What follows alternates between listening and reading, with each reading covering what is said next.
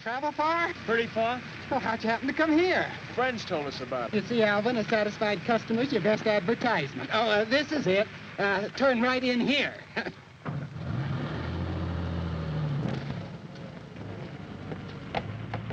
When people think about film noir, they tend to think first of the city, the claustrophobic urban environment, the asphalt jungle. But in the post-war years, more noir films started to move out of the city into more desolate spaces, and especially onto the road. If you think of Detour from 1945 or Gun Crazy from 1950, They Live by Night was a key film in taking noir into these rural areas and also moving it away from some of the tropes that dominated early noir and that by the late 40s were already kind of becoming cliches, the private eye, the femme fatale, the sort of convoluted whodunit plot.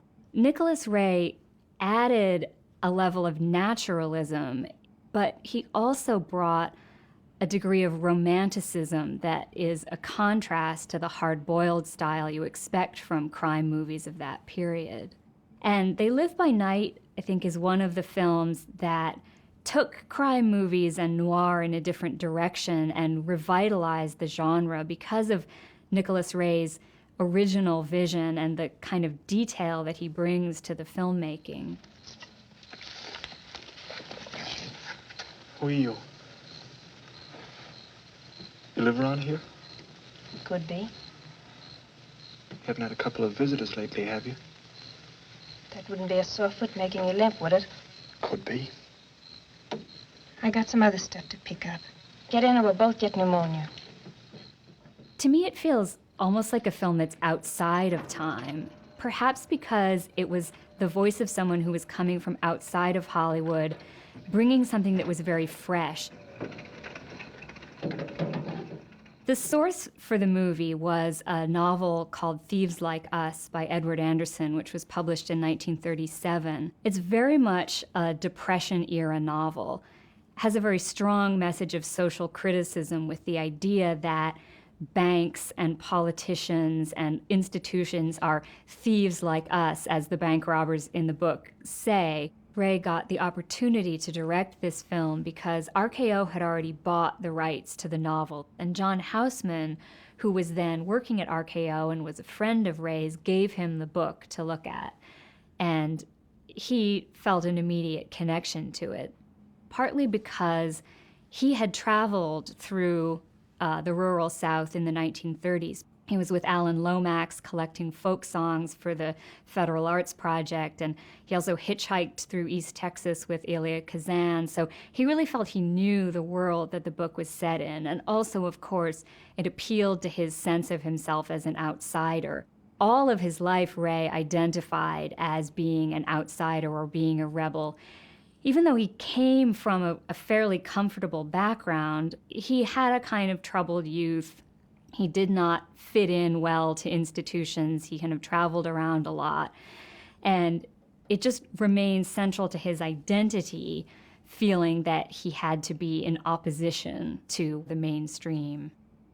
Something that's interesting about Ray throughout his life is that his career seems to have been very influenced by meeting certain people at particular times who became mentors or became big influences on him. For instance, early on, his association with Frank Lloyd Wright, and then going to New York and meeting people like Kazan in the theater world, and then being drawn out to Hollywood by people like Kazan and Houseman. He seems someone perhaps who was a little more open to opportunities as opposed to necessarily having a very clear goal, but who really drew on each of the things that he had done so that, you know, his experience with architecture and with theater and with music all went into his filmmaking. Ray's main filmmaking experience before They Live by Night was being an assistant director on Kazan's A Tree Grows in Brooklyn, which he said really taught him everything he knew about filmmaking at that point.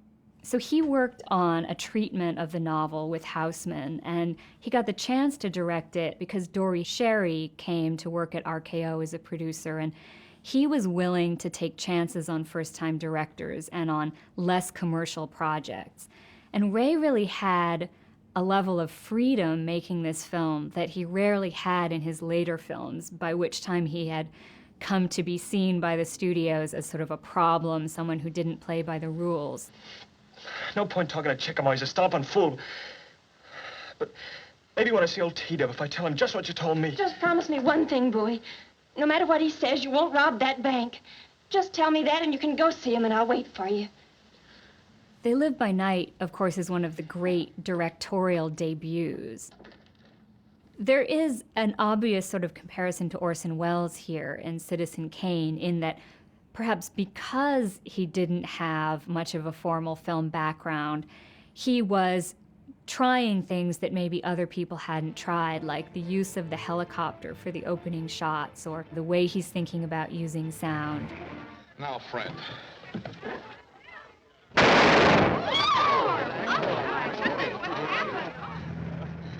There's a very fresh feeling to the movie of somebody who, doesn't know what he's not allowed to do. The really romantic tone, the almost Romeo and Juliet quality of the central love story is really something that Ray brought to it. This film exists at an interesting point where it's coming out of a tradition of sort of lovers on the run movies in the 30s that actually tend to be romantic comedies, but that deal with the life of the couple who are on the road together, but going into the more noir take on that, which is really the couple as partners in crime. What makes stories about lovers as partners in crime so powerful and so popular, I think, is that there's a kind of paradox that crime brings couples together. It creates this bond of complicity or shared guilt, of the sense of two against the world. But at the same time, because crime is fundamentally selfish and antisocial, it tends to break down the same bond that it creates. And you get these conflicts where one person wants to go straight, or, one person feels more guilty or blames the other. They Live by Night was not the first movie that married the elements of lovers on the run and the road movie and crime. I think the film that really set the template was Fritz Lang's You Only Live Once from 1936. Henry Fonda and Sylvia Sidney play a couple who go on the run after he escapes from prison. And they're presented in a very romantic, very sympathetic light as being victims or scapegoats of a corrupt and callous society. The film, of course, like all of these films, drew very much on the exploits of Bonnie and Clyde, who had been killed in 1934. They were these small-time, kind of inept criminals, and the fact that they captured the public imagination and became so iconic as an image of lovers as partners in crime was almost entirely due to Bonnie Parker and her gift for self-dramatization, in which she presents them as these glamorous rebels who are defying society.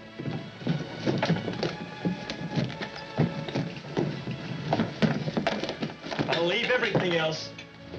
They Live by Night does seem to draw on You Only Live Once, especially in the kind of romantic, soft focus approach to the central romance, but also the very strong sense of a sort of social consciousness and a lot of social criticism of the way that society is treating this couple. But They Live by Night is a little different from a lot of other lovers on the run movies in that Keechie is never actually involved in the crimes. Bowie is going back and forth between being with the gang, robbing banks, and then coming back to her. And she really sort of, at least implicitly, doesn't approve of what he's doing, even though she's staying with him. Their bond is really created by them both being outsiders who have never really led normal lives, never been properly introduced to the world we live in, as it says in the prologue. He, because has been in jail since he was very young, and she, because, her mother ran off and she's sort of stuck with her father in this underworld hideout. Bowie himself is portrayed also as being basically an innocent. They really are two innocent people who are caught in this web of circumstances.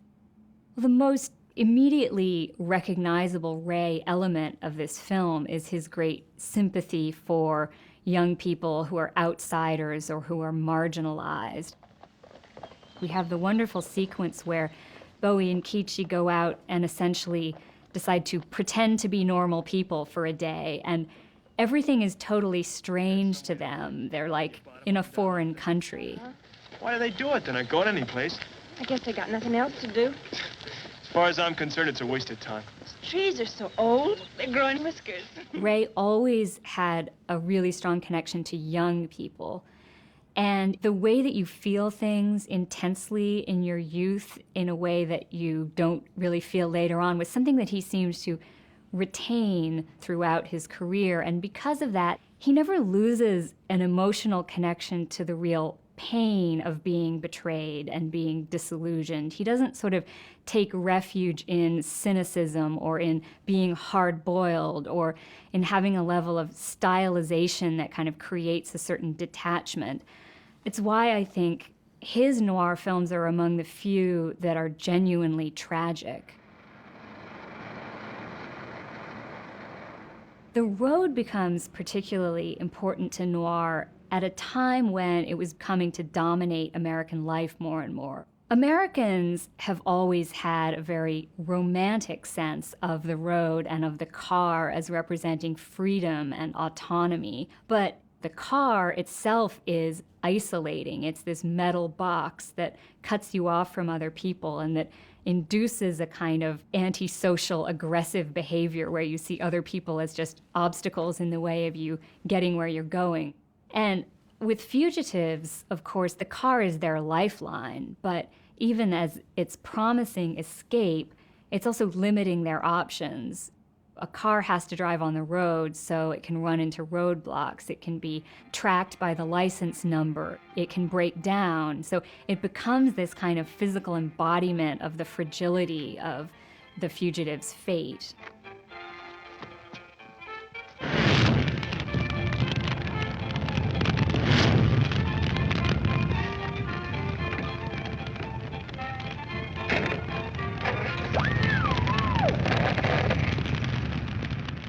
They Live by Night is just steeped in this wonderful evocation of the kind of roadside culture. And we see Bowie and Keechie on a Greyhound bus. We see them in this succession of motels and tourist cabins. And one of my favorite scenes in the movie when they go and get married in this roadside chapel with this neon sign, and the proprietor is this kind of beady-eyed individual who immediately sees that they are on the lam and gouges them for, a stolen car.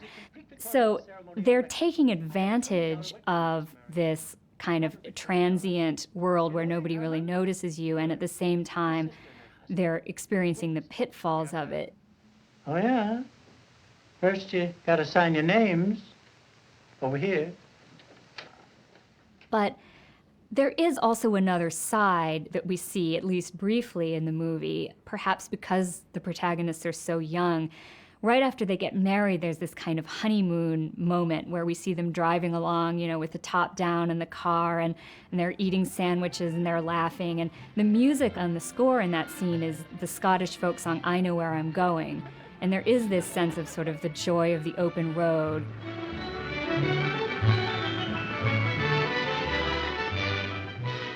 But it doesn't last very long, and it quickly gives way to these scenes of them driving at night, sleeping in the car, filled with this sense of them longing to find a place where they can settle down and be safe, which is always the dream of people who are on the run. It's the Mississippi. We're almost there. It's a big river, isn't it? It's the biggest. Someday I'd like to see some of this country we've been traveling through. By daylight, you mean? That'd be nice. Farley Granger and Kathy O'Donnell were personally chosen by Nick Ray.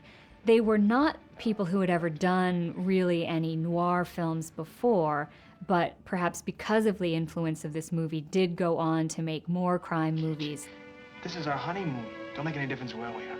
But they both have a very soft, vulnerable quality, especially in contrast to the way the characters are portrayed in the book. And it must have been something that Ray liked and that he really wanted for their characters. Their sort of inexperienced, virginal quality is very unusual for noir protagonists of the time. Especially with Kathy O'Donnell, it's wonderful the way that she evolves over the course of the movie.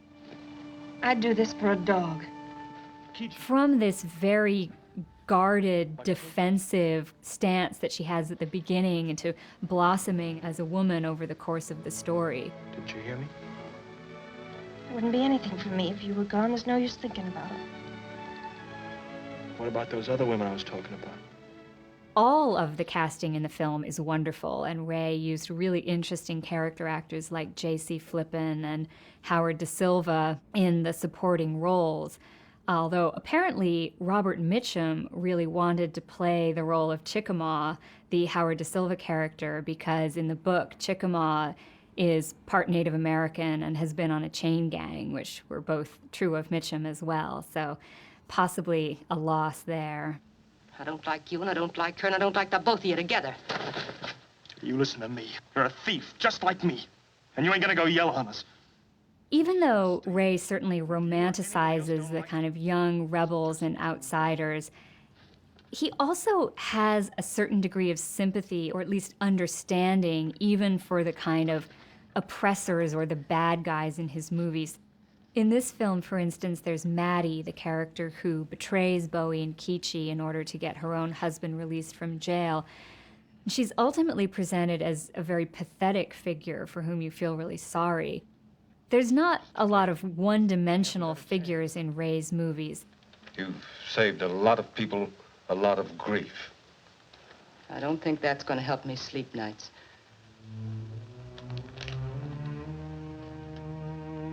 Ray's eclectic background, not only in theater but also in music, really benefits this movie as well, because you see his great sensitivity towards music in the film, especially in the wonderful scene when Marie Bryant sings the song Your Red Wagon, which was actually considered at one time as a title for the movie. Someplace that don't belong, don't you come to me. If things go wrong, that's your red wagon. That's your red wagon. So just keep dragging. It really expresses in a very interesting way this sense of you're on your own.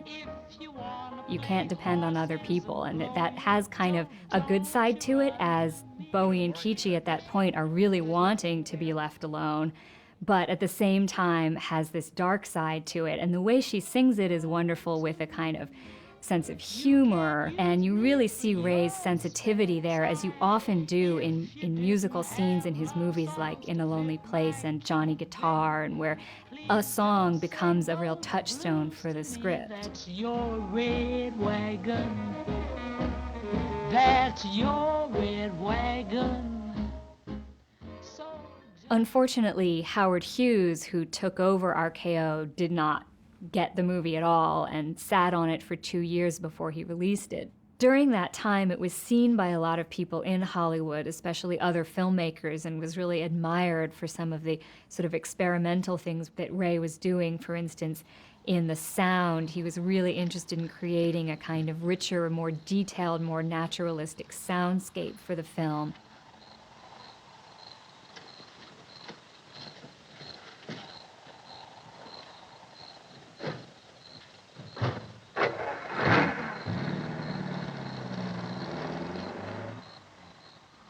It clearly was influential on later films that follow the same template of lovers on the run, like Gun Crazy and Tomorrow is Another Day from 1951, and then, of course, going on into Bonnie and Clyde and Badlands and many other films.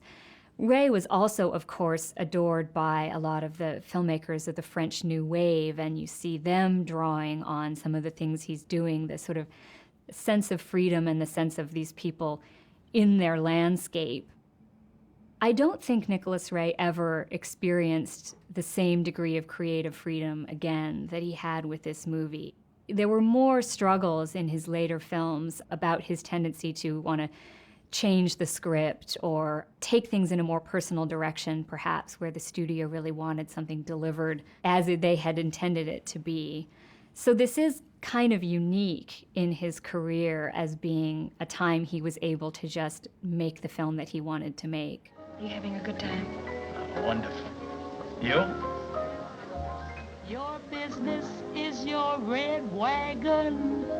What's in it is all yours.